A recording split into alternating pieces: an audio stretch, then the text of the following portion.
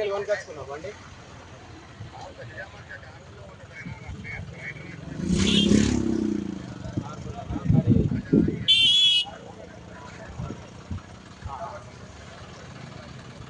Fitness అయిపోయింది, case రాసిన penalty కట్టాలి.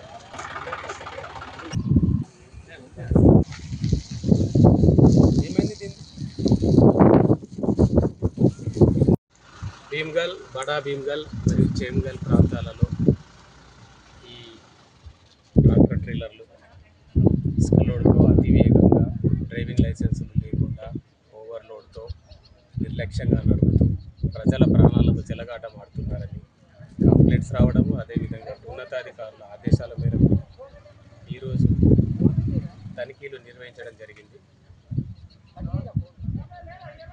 4 వెహికల్లో సీజ్ చేయడం జరిగింది. వాటికి సరైనటువంటి పత్రాలు లేనందువల్ల, ఇన్సూరెన్స్ లేక, లైసెన్స్ లేక, ఫిట్నెస్ లేని లారీలు ఇవన్నిటికి కూడా కేసులు రాయడం జరిగింది. అందరికీ విజ్ఞప్తి, అగ్రికల్చర్ పర్పస్ కొరకు తీసుకున్నటువంటి ట్రాక్టర్లు అగ్రికల్చర్ కొరకే వాడాలి. వాటిని కమర్షియల్గా వాడినట్లయితే వాటికి పెనాల్టీలు హెవీగా ఉంటాయి. అదేవిధంగా లైసెన్స్ లేని డ్రైవర్లకు వాహనాలు ఇవ్వకండి. ఇన్సూరెన్స్ లేకుండా వాహనం నడపండి. మారిన రూల్స్ ప్రకారం ఇన్సూరెన్స్ కనుక లేనట్లయితే 3 సంవత్సరాల జైలు శిక్ష, 2000 జరిమానా మొదటిసారి, 4000 జరిమానా మరియు 3 నెలల జైలు శిక్ష రెండవసారి పట్టుబడితే ఉంటుంది. కాబట్టి అంతకంటే ముఖ్యంగా వాహనం ద్వారా ఎవరికైనా యాక్సిడెంట్, ఇబ్బంది అలాంటిది జరిగినా ఎటువంటి కంపెన్సేషన్ వచ్చే అవకాశం లేదు.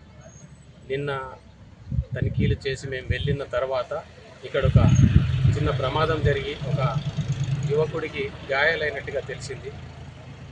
సో ఇటువంటి సందర్భాల్లో ఇన్సూరెన్స్ లేకపోతే చాలా ఇబ్బందుల పాలు కావాల్సి వస్తుంది. కాబట్టి ఈ ప్రాంత ప్రజలకు, రైతులకు, ట్రాక్టర్ యజమానులకు అందరికీ విజ్ఞప్తి, సరి అయిన ధృవపత్రాలు ఉంచుకోండి. వాటిని ఏ పర్పస్ కొరకు వాడుతున్నారో, ఎందుకంటే ట్యాక్స్ కట్టిన కమర్షియల్ వెహికల్స్ వాళ్ళు ట్యాక్సులు కడతారు. మరి మనకి అగ్రికల్చర్ అంటే ప్రభుత్వం ఎగ్జంప్షన్ ఇచ్చింది కాబట్టి అగ్రికల్చర్ పర్పసెస్గా వాడుకోవాల్సిందిగా ఈ సందర్భంగా విజ్ఞప్తి చేస్తాం. అలాగే లైసెన్స్ లేని డ్రైవర్లకు వెహికల్స్ ఇవ్వవద్దు.